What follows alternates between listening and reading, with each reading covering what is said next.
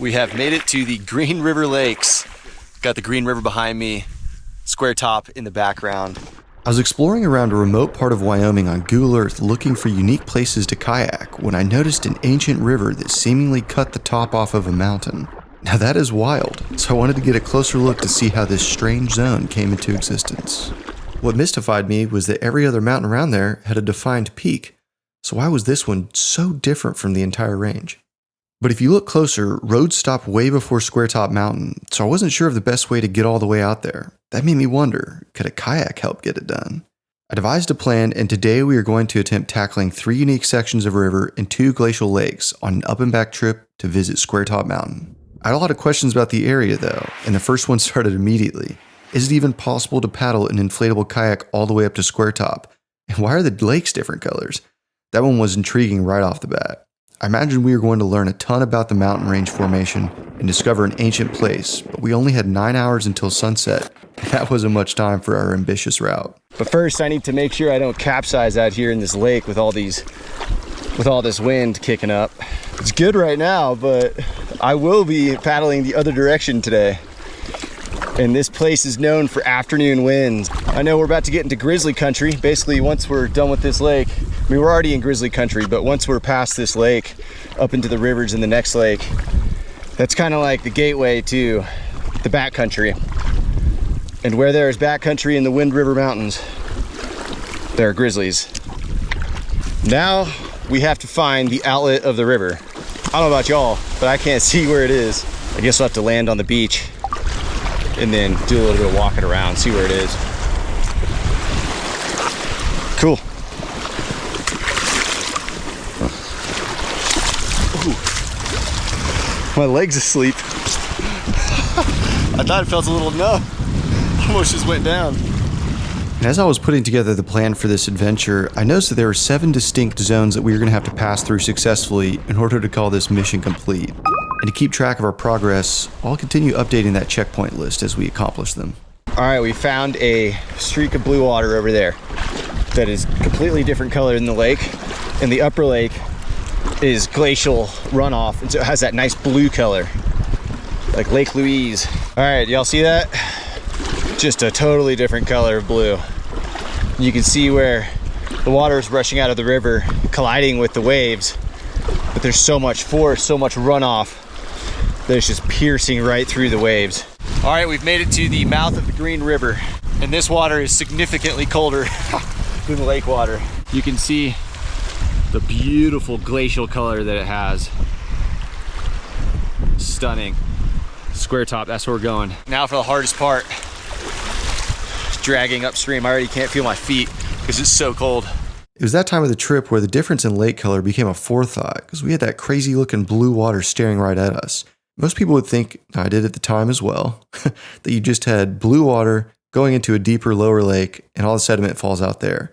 But I was really intrigued to find out that that middle area in between the 2 lakes is dominated by marshland and grassland. It actually acts like a sponge, absorbing a ton of the sediment, building up over time, and giving you those rivers between the lake. The sediment deposition in the valleys is one of the reasons why you can actually kayak here. If it was nothing but rocky rapids, you'd probably be better off just hiking through the backcountry. But because the sediment is deposited, it allows the river to meander and really limits the amount of verticality. So for that, I'm really thankful. Basically, you can thank glaciers for making this paddleable. We're drinking water straight from the glacial melt off those mountains. Oh, it tastes so good. So I didn't think I'd be able to paddle this, but I'm wondering which is faster, hiking or paddling. That's a log. It's just too shallow to get good paddle strokes. So then you have to drag, which is fine. Rest the arms a little bit. As we pick our way up this river, periodically have to get up and scout and just see where does it meander, because there's so many different channels that you can choose from. Looks like that way, so up through this torrential flow. All right, that's gonna be interesting. Let's get it. The Nugget is crushing it so far. So is that Remote Designs roll top backpack. I think it's been a champion so far. I've been taking it everywhere. Update time. This is pretty tough. I feel like I'm making decent time, but that could also be deceiving because effort and distance traveled don't always align, especially not when you're going upstream on one of the most prolific snowfields in the US, where even the flats have current like this. But it's stunning out here. Kind of been in a section where Square Top is not in view, but I feel like we're about to round a turn that completely changes that. And would you look at that? Wow, that's pretty incredible. Wow, Square Top. You can see where it gets its name. And what's really cool is whenever you're putting in this much effort to go somewhere, that means very few other people will be there. And so now that I've left the main lake, I've seen a few hikers crossing around. Haven't seen another paddler, and there's probably 15 boats at the launch. So there's paddlers out here, and I'm wondering if that's the next lake. That'd be pretty sweet. Oh my gosh, it just keeps getting better and better. About to hit this upper lake. The views, guys, the freaking views. Look at that. And you know, this is GoPro footage, so it is just absolutely lackluster. So I figured at this point in the trip, I was gonna do a little bit of a refuel because there's still quite a bit of an effort to get up to Square Top. I guess I wasn't thinking too much when I packed beef jerky as a snack, because if I was a grizzly bear, that's exactly what I would want. Some beef jerky and a paddler. So I paddled into the lake so that while I'm taking a quick rest, I'm still gaining distance. Which also means it's gonna be hard coming back. Wow, the water change is completely different than the lower lake, which is pretty cool just because this is direct glacier runoff. But up here, the sediment is still dense. And that's where it gets its color. This phenomenon is called glacial flower, and effectively what that is are glaciers crunching up rocks, sending that sediment charging downstream into nearby lakes. Now what's really cool is that the Wind River Range is one of the few places in America where you can see this on full display. There are many areas of the Wind Rivers where you can see different hues of lakes right next to each other. All right, we've made it to the top of the upper lake. So now, going through the same song and dance, trying to find where is the river. Because as you guys can tell, it all kind of looks the same, I guess, until you get up close. What's interesting is that there's no beach on this side. I guess this lake must not be as windy as the first lake. What a magnificent sight. Just keeps getting bigger as we get closer. I wonder how this uppermost river will compare to the middle section, because that middle section was pretty tough. And something tells me this is gonna be just like that. Here we are officially entering the upper Green River above both lakes. Oh my gosh, look what's behind us. Y'all, has that been back there the whole time? I've been so focused on going forward. Dang. What's pretty cool about this section is that there's campsites all along, and I actually recognize this one from a video I watched in preparation for this trip. So the hiking trail goes along that side, and there's no bridges to cross. So the only way to get into here, on this side, is to paddle in. I kind of originally wanted to camp up here, but as a solo mission, first time ever camping alone in grizzly country, I just figured maybe I'll do something a little less sketchy. But gosh, this is beautiful. Really, really exposed back in here. All right, let's keep pushing. But before we make the final push to Square Top, one thing I'm glad to have in my gear loadout is access to portable power. Whether I'm out camping in the woods or hunkered down in a hurricane, the Jackery 1000 V2 with solar recharging is a great option and the sponsor of this video. My favorite way to use the Jackery is camping next to a river, but this hurricane season was rather active in Houston, and backup power came in handy multiple times. Being able to charge devices, light up the house after dark, and refrigerate food is a huge relief. My camping fridge draws 500 watts per 24 hours of use, so the 1070 watt-hour capacity typically keeps it powered for 2 days. If you're just charging devices, it'll last much longer than that. It's renewable, so you can plug it into the Solar Saga 200 watt panel that utilizes advanced solar charging technology to fully recharge it during the day. The Jackery can also fast charge from a wall to 100% juice in 1 hour, so if a last minute trip or unexpected storm arises, you'll be ready. If you're interested in learning more about portable power, I highly recommend Jackery, one of the most established power station companies around. You can learn more about them and 1000, V2, at the link in the video description below. So thank you to Jackery for sponsoring this video, and now back to the adventure out on the Green River Lakes. So pretty back in here. Gosh, it's just so brilliant when the sun comes out and shows all the greens and wildflowers at eye level. This is pretty cool. So much beauty in such a harsh environment. You only get like 6 weeks of summer a year. And even so, it gets down to like 40 degrees at night here, so.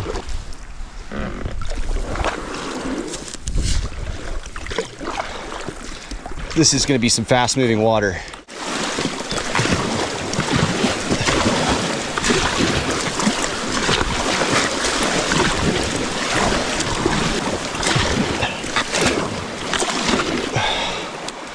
Yes!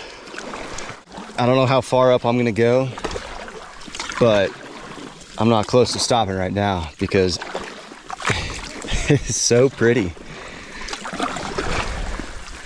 I guess we'll go until my arms give out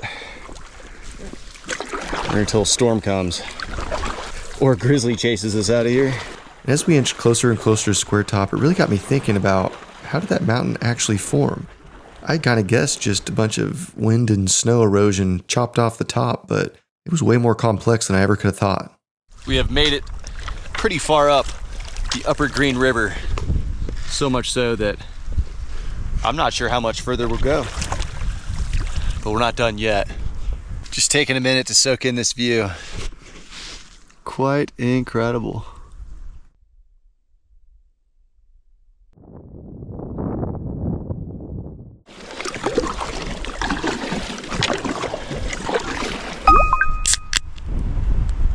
That is one well-deserved IPA. Cheers to Square Top. Now that we had hit the turning point, we still weren't even halfway yet, which is a little bit unnerving because now we had to fight the wind on 2 giant lakes. But as soon as we did make that turn, the glaciation in the valley we were paddling through really became evident. The whole time paddling towards Square Top, you're just focused on that one mountain. When you turn around and there isn't that one focal point, you start to look up at the surrounding mountains. This is the best part of the trip. And honestly, this upper river is way easier than the lower river. And the upper lake is way easier than the lower lake. So if you're gonna paddle the lower lake and you're willing to put in some effort on that middle part, I mean, is this worth it? It is to me. Then you just let the water take you. Except one thing that's really concerning right now is that I'm in the current, but I'm not moving much because there's such a big counter wind. But the Wind Rivers are the highest mountain range in Wyoming, so you just absolutely never know what's gonna happen. Here we go.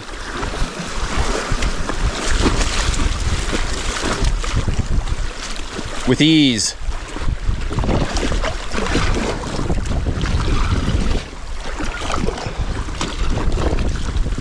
That's gonna do it for the upper river. Time for our first lake against the wind. Let's get it. I'm gonna stick close to shore on the way home. I had to seek refuge and take a little break. It is whipping out there. I'm almost done with the lake too, but I still had to pull over. Oh my gosh. What is that lower lake gonna be like? Oh. And of course, Remote Designs, keeping all of our gear dry throughout these tumultuous conditions. Yeah, if your bag isn't fully waterproof, it's getting wet out here. So with regard to that, definitely plan ahead. We have made it to the outlet of the lake, going to the middle river section. And I am so happy to be saying that because that lake was brutal. And we got some ducks. Wildlife. You know, the only wildlife I've seen so far are ducks and like gophers and stuff. Golly, that lake has some incredible views. Wow, so pretty. Oh my gosh. Just everywhere you look. It's like a movie set. All right, the upper lake is complete. On to the middle river section. which I think is actually pretty fun. A lot of current runs through there, so it should be a good time. I'm just glad to not be paddling against the wind right now. I know that time is coming again, but we'll do that whenever it arrives. Love that evening sparkling water. Oh, when the sun's hitting just right. Beautiful Wyoming. I don't know, Wyoming might be up there in my favorite states now. It's, gosh, it's got the landscapes. It really does.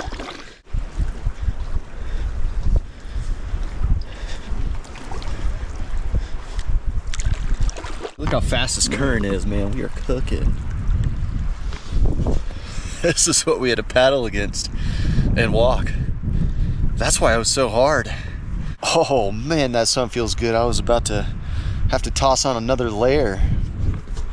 Beautiful wildflowers. That looks nice and all, but you can see whitecaps in the lake. Oh man, it's about that time. So I'm hitting a beef jerky refuel before we paddle this massive lake. It's kind of ominous because you can hear the current of the river colliding with the lake because the wind is so strong. And it's creating whitecaps. But honestly, it might be rapids. What a beautiful afternoon it's turned into. Guys, I wasn't kidding. This is crazy. All right, here we go.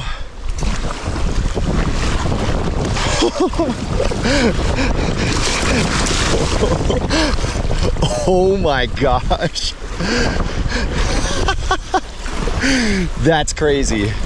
Okay, I shouldn't have done this. You probably noticed my face switched from fun to fear as I realized that the water was pulling me deeper and deeper into the lake and at the same time away from shore. I clearly underestimated the power of the river colliding with the lake, especially with the wind blowing water directly towards the river.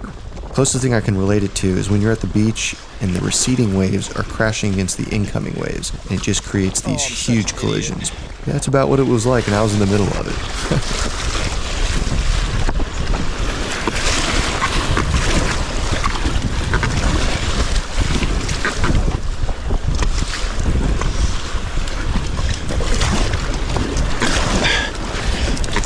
See, that's the kind of stuff where you flip your raft and then you have to swim it back to shore, but at the same time the current's like bringing you out. Those were solid 2-3 foot rollers.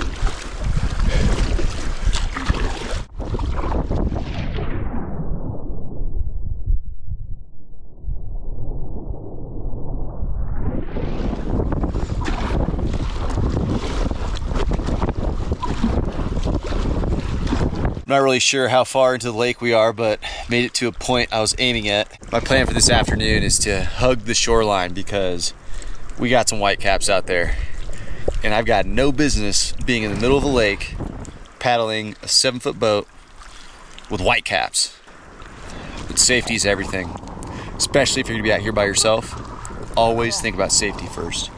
I am working so hard right now because it's wild out here. This water is frigid. Although the lake feels better than the rivers. So cold in there. All right, enough for now.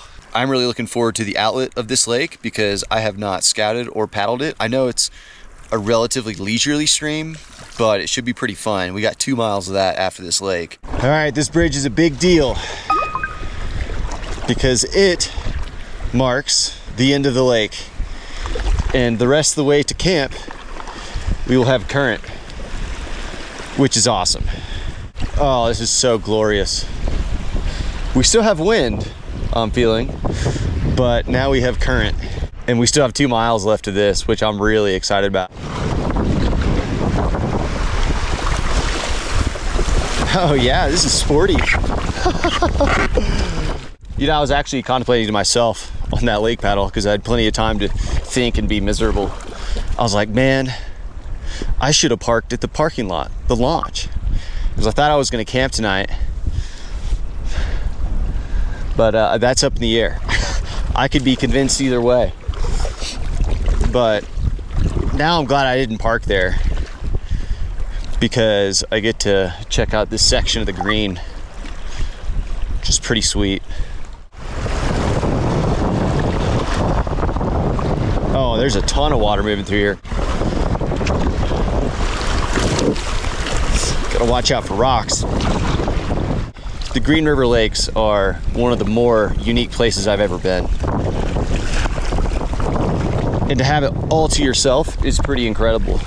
Most people are down here, like there's countless cars set up along the river, which is really cool. There's so many people at the base area, but once you get into the upper reaches where the true garden is, there's no one.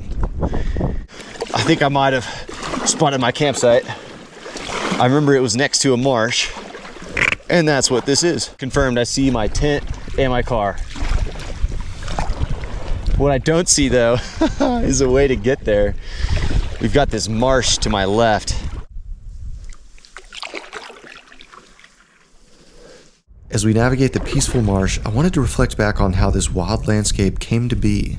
The laramide orogeny tectonic uplift occurred when two plates crashed into each other, leading to intense crustal deformation. But here's the kicker. Instead of the usual folding seen in other mountain ranges, the laramide orogeny created large, block-like uplifts. But that doesn't fully explain why Squaretop is seemingly missing a piece. Well, after the range was uplifted, erosion reared its ugly head, and the rivers began forming high peaks. The final shaping happened when the Ice Age glaciers carved out the dramatic U-shaped valleys, cirques, and jagged peaks that are now characteristics of the Wind River Range. This is also when Squaretop reached its present look. It's wild to think how many events took place over time to create a unique valley that seemingly welcomes the curious paddler. And I sure am thankful that everything fell into place, because this was one of the most epic places I've ever been. What an ending to an excellent day.